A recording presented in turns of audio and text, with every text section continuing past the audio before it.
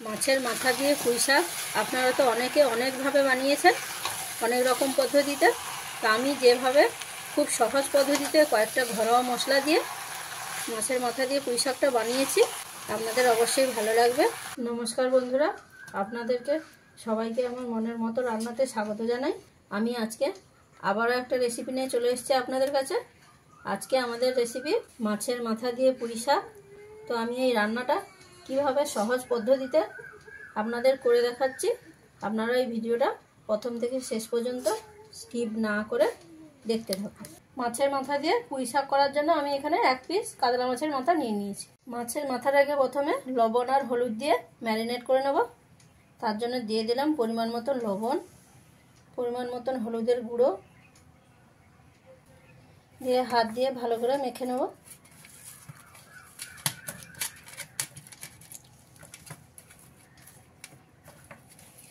লবণ আর হলুদটা দিয়ে ভালো করে ম্যারিনেশন করে নিয়েছি।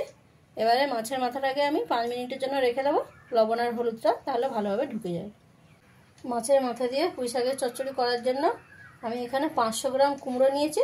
কুমড়োটা নিয়ে এরকম ডুমো ডুমো করে মিডিয়াম সাইজ করে কেটে নিয়েছি। আর নিয়েছি 3 পিস আলু। আলুটাকে আমি এরকম ছোট সাইজ করে ডুমো করে কেটে নিয়েছি। আর নিয়েছি পুঁই শাকের ডাঁটা, ছোটো ছোটো টুকরো করে খোসা ছাড়িয়ে দিয়েছি। পুঁই শাকের ডাঁটার সঙ্গে যে নরম পাতাগুলো থাকে, আমি এখানে পাতাগুলো নিয়ে এরকম কুচি করে নিয়েছি। প্রথমে মাছের মাথাগুলোকে ভেজে নিতে হবে। তার জন্য আমি একটা কড়াই নিয়ে গরম করে নিয়েছি। তাতে দিয়ে দিলাম সর্ষের তেল। তেলটাকেও খুব ভালো করে গরম করে নিতে হবে। আর তেলটা গরম হয়ে গেলে একে একে মাছের মাথাগুলো দিয়ে আমি ভেজে নিই। গ্যাসের ফ্লেমটাকে মিডিয়ামে দিয়ে মাছগুলোকে ভালো করে মাথাগুলোকে আমি ভেজে নিই। মাথাগুলোর একটা সাইড ভালো করে ভাজা হয়ে গেছে। এবারে উল্টে দিয়ে অপর সাইডটাও ভালো করে ভেজে নিতে হবে। এইরকম লাল লাল করে ভেজে নিই। মাথাগুলো দুটো সাইডই খুব ভালো করে ভাজা হয়ে গেছে। এবারে তুলে নেব। এবার ওই একই তেলে ফোড়ন হিসাবে 2টো শুকনো লঙ্কা নিয়ে এরকম ভেঙে দিয়ে দিলাম। 1 চামচ 5 ফোড়ন। ফোড়ন থেকে একটা মিষ্টি মিষ্টি গন্ধ ছেড়ে দিলে এখানে দিয়ে দিতে হবে কেটে রাখা পেঁয়াজ। আমি এখানে 2টো পেঁয়াজ নিয়ে কেটে নিয়েছি এরকম সরু সরু লম্বা করে। আর ঝালের জন্য দিয়ে দেবো 8 থেকে 10টা কাঁচা লঙ্কা দিয়ে একটু অল্প করে ভেজে নিতে হবে। খুব বেশি ভাজার দরকার নেই পেঁয়াজটাকে। গ্যাসের ফ্লেমটাকে মিডিয়ামে রেখে অল্প কিছু সময় আমি ভেজে নেব। পেঁয়াজটাকে আমি এরকম হালকা করে ভেজে নিয়েছি। এবারে এর মধ্যে দিয়ে দিতে হবে কেটে রাখা আলু। তারই সাথে দিয়ে দেবো কেটে রাখা কুমড়ো। আর সব শেষে দিয়ে দেবো কেটে রাখা পুঁই ডাঁটা। সব কিছুকে একটু ভালো করে মিশিয়ে দিতে হবে।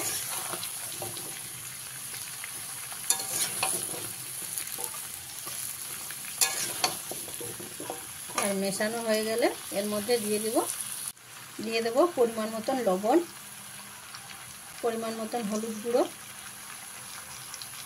দিয়ে আবারও ভালো করে মিশিয়ে দিতে হবে।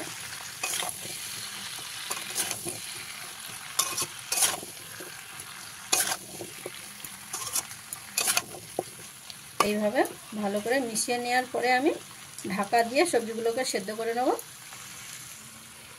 ঢাকা দিয়ে দিলাম। দিয়ে এবার সবজিগুলোকে কিছু সময় আমি সেদ্ধ করে নেব। কিছু সময় ঢাকা দিয়ে রেখেছিলাম। এবার ঢাকাটা খুলে দেবো। দিয়ে ভালো করে মিশিয়ে দেবো যাতে সবজিটা নিচে না বসে যায়। এইভাবে ভালো করে মিশানো হয়ে গেলে আবারও ঢাকা দিয়ে দেবো।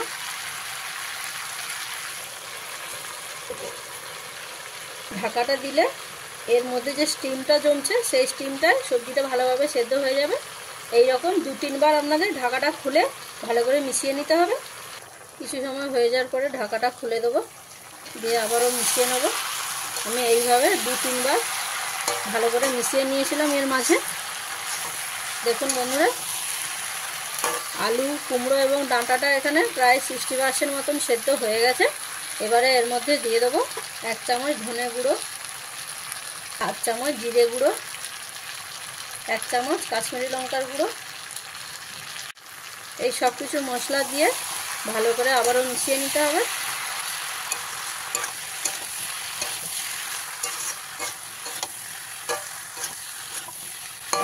ভালো করে মিশানো হয়ে গেলে অল্প কিছু সময় সব কিছুকে কষিয়ে নিতে হবে।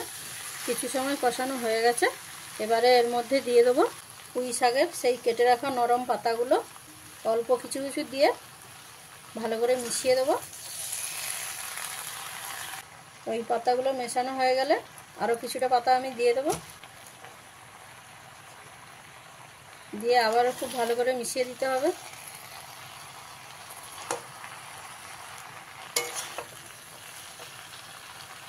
শাকগুলো আমার সব দেয়া হয়ে গেছে।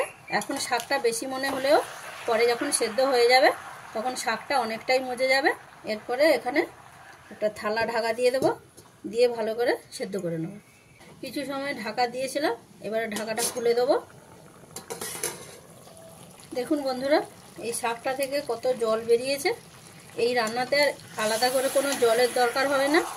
এই শাক থেকে যে পরিমাণ জলটা বেরোচ্ছে, এই জলেই সমস্ত সবজি খুব ভালোভাবে সেদ্ধ হয়ে যায়। এইভাবে ভালো করে মিশিয়ে নিয়ে আবারও কিছু সময় রান্না করে নেব।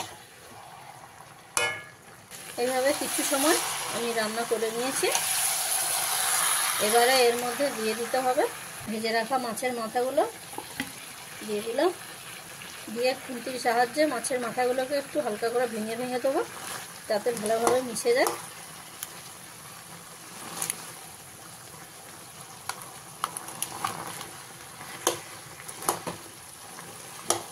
মাছের মাথাগুলোকে এইভাবে ভেঙে নিয়ে ভালো করে মিশিয়ে দিতে হবে। আর ভালো করে মেশানো হয়ে গেলে আর অল্প কিছু সময় আমি রান্নাটা করে নেব। মাছের মাথাগুলো দিয়ে কিছু সময় রান্না করে নিয়েছি। দেখুন অনেকটা জল শুকিয়ে গেছে, এক্সট্রা যে জলটা ছিল। এবারে এর মধ্যে দিয়ে দিতে হবে পরিমাণ মতন চিনি। এই রান্নাতে একটু মিষ্টি মিষ্টি হলে এই শাকটা ভালো লাগে খেতে। তা আপনারা যদি মিষ্টিটা না পছন্দ করেন তাহলে মিষ্টিটা এখানে নাও দিতে পারেন। চিনিটা দিয়ে খুব ভালো করে মিশিয়ে দেবো।